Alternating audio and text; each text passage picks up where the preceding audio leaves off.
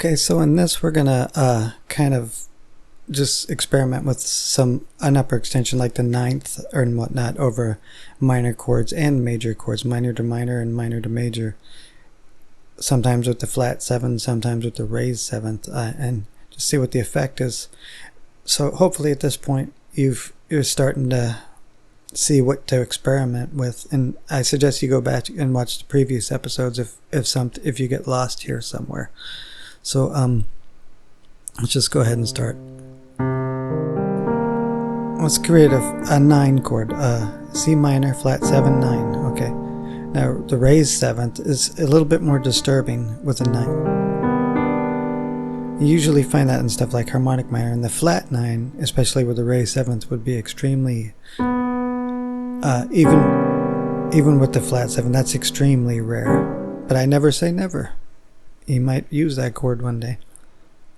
So if I just do the mediant shifts of ninths and with a flat 7, it doesn't sound very dark.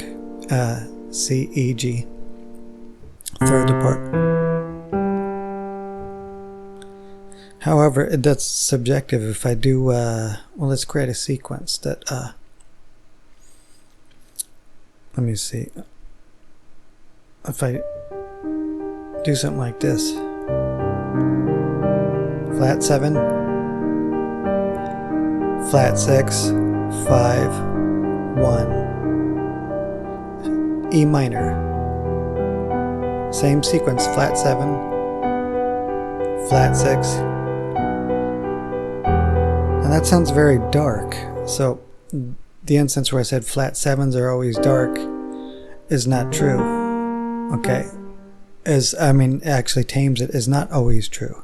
So keep that in mind, especially with the ninth over a minor chord. We could do something like this.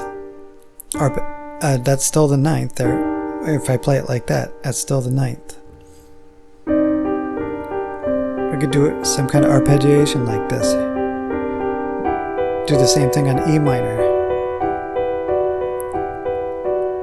That sounds it sounds pretty dark. So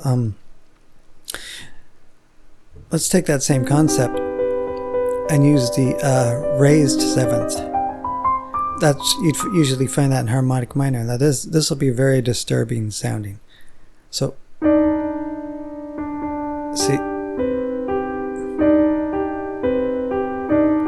see that effect it has now?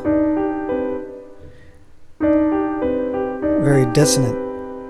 So let's take a sequence similar to the last one.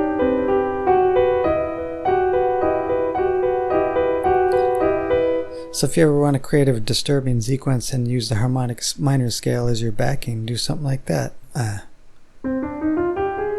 Because you could use that for your melodic content. So what else can we do?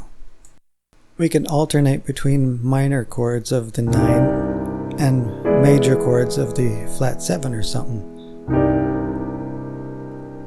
And maybe an A major with a flat 9 after the C minor 7th chord. And then an F minor, chromatic median to D flat 9, F 9, F minor 9, D flat 9, or D major flat 9, flat 7, dominant flat 9, okay?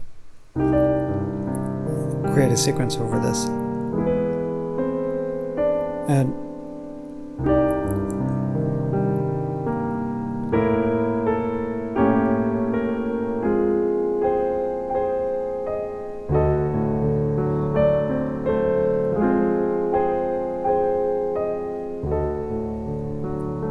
I'll just stop here. So those were all chromatic mediants, but I was alternating between a minor 7th 9 to a dominant style chord, sometimes with the flat 9. So it was a continuous chromatic mediant shift. C minor 7th 9, E, I just used dominant 9, and then I used the flat 6 passing tone, I think, and then back to C flat 7, 9, then to A dominant flat 9 or flat 7, flat 9, then to F minor chromatic median, again flat 7, 9 to D dominant flat 9, okay? So, which is a flat 7, flat 9, D major chord with flat 7, flat 9, alternating between the F minor with a flat 7 and a 9. So you could mess around with things like that. It sounds very mysterious when you do something like that. So you could, or even slightly dark, you could use it as a very, well, you could probably find uses for it. I'm at a loss, I'm kind of blanking for words right now, but hopefully I explained that well. So enjoy.